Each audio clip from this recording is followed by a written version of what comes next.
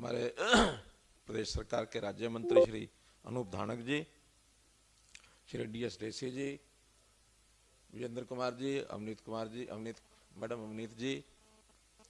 विकास जी, मनदीप बराड़ा जी, अमित अग्रवाल जी, उपस्थित सभी अधिकारीगण और नाबार्ड से आए हुए हमारे अधिकारीगण, उद्योग से जुड़े हुए ऐसे हमारे MSME के उद्यमी बंधुगण, पत्रकार, छायाकार मित्रों, हम जानते हैं कि सरकार का जो एक ब्रॉडर जो एक्सपेक्ट होता है वो होता है कि जनता की कल्याणकारी योजनाओं में हम कुछ आगे बढ़ें और कल्याणकारी योजनाएं भी खास करके जो वर्ग किन्हीं कारणों से पीछे रह जाता है उसके लिए कुछ विशेष योजनाएं बनाएं। तो अपने आप में किसी भी समाज में रोजगार एक ऐसा विषय होता है कि जिसकी चिंता सब करते हैं, सरकारें भी करती हैं, संस्थाएं भी करती हैं, उद्योग भी करते हैं, क्योंकि हर वर्ष लगभग 2 लाख युवक ऐसे जिनको रोजगार की जरूरत होती है वो जुड़ते हैं। और रोजगार चाहे वो कर्मचारी बन करके उसको रोजगार मिले और चाहे वो अपना उद्योग खड़ा करे, चाहे कोई अपना सेल्फ एम्प्लॉयमेंट के नाते से कुछ उद्यम करता है तो रोजगार उससे मिलता है। और ये फिर देश की, प्रदेश की आर्थिक प्रगति में भी हम लोग सब सहयोगी होते हैं। तो हम लोगों ने योजना ये बनाई है कि बड़े उद्योग तो अपने आप में बहुत प्रकार के कैलकुलेशन करके और वो आते हैं, अप्रोच करते हैं, किसी भी प्रदेश में जाते हैं, उनको बहुत सी सूटेबिलिटी अपने आप आंकते हैं कि हमको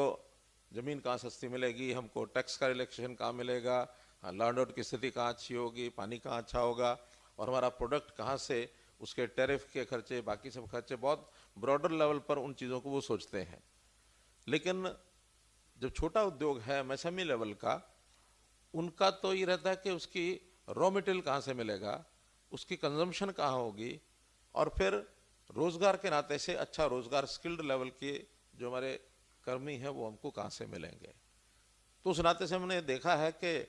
अभी बड़ा उद्योग काफ़ी बड़ी मात्रा में, चाहे हमारा ऑटोमोबाइल है या अन्य उद्योग हैं, वो गुरुग्राम और रेवाड़ी क्षेत्र में या फिर इधर पानीपत, GT रोड, कुछ एक केंद्रों में एक प्रकार से केंद्रित थे कुछ ही स्थानों पर। लेकिन आखिर तो जैसा बताया दुष्यंत जी ने भी कि हर किसी को रोजगार उसके घर के नज़दीक मिले। तो जो ऐसे ब्लॉक्स हैं जिन एरियाज में हम उद्योग को ले जाना चाहते हैं, तो हर क्षेत्र के अंदर हमारा जो है उद्योग पहुंचे, खास करके MSME। पहले डिस्ट्रिक्ट लेवल की कंसल्टेशन की थी, अभी जैसा बताया प्रधानमंत्री जी के आह्वान पर सब प्रदेशों में 1 डिस्ट्रिक्ट 1 प्रोडक्ट इस थ्योरी के ऊपर बढ़ रहे हैं। हमने आगे कदम रखा कि एक ब्लॉक पर 140 अगर हमारे ऐसे क्लस्टर बनते हैं तो हर क्लस्टर पर एक 20, 30, 40 एकड़ का कोई एक एरिया,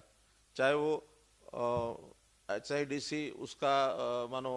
विकास करे या कोई प्राइवेट भी, अगर कोई उद्यमी, कोई डेवलपर हमारे पास आता है इंडस्ट्रियल एरिया का कोई एक लाइसेंस लेकर के उस प्रकार से करता है, तो वो सुविधाएं उनको भी सबको मिलेंगी।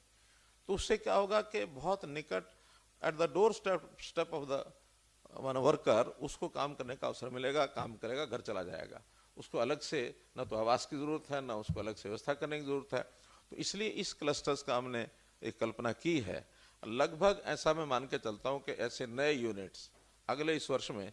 10 से 15 हज़ार नए यूनिट्स ही खुलने चाहिए। यानी अगर 100 यूनिट भी एक क्लस्टर में खुलते हैं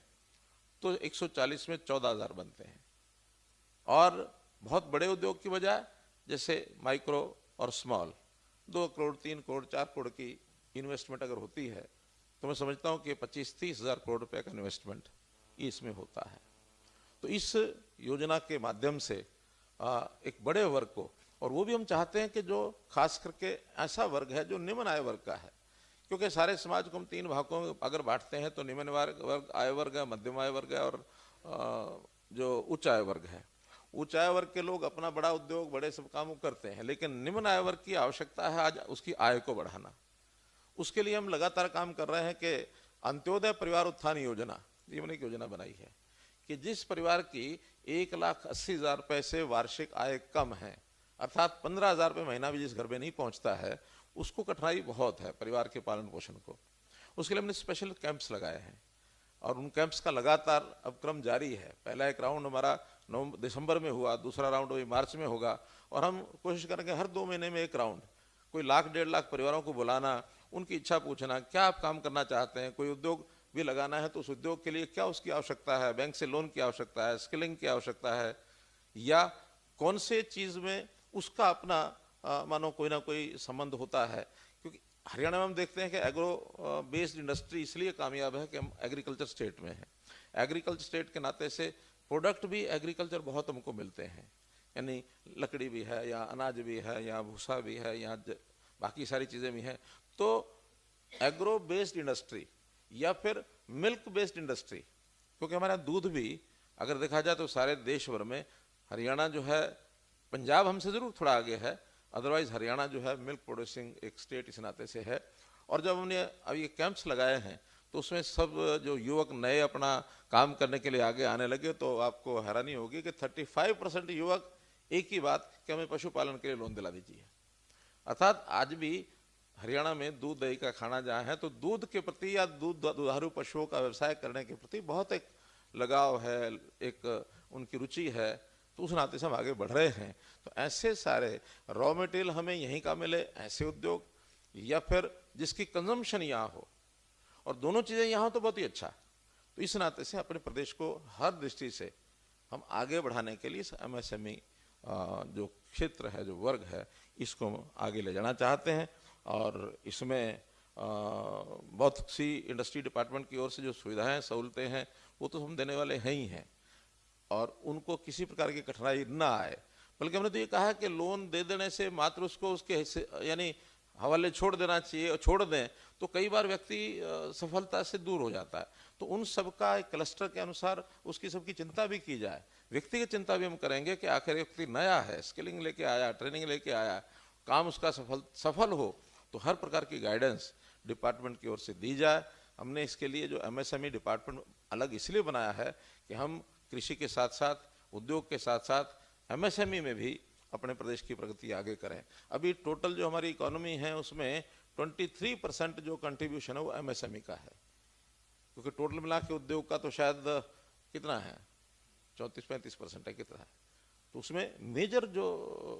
कंट्रीब्यूशन है वो MSME की है। MSME और आगे बढ़ेगा तो एम्प्लॉयमेंट प्रदेश का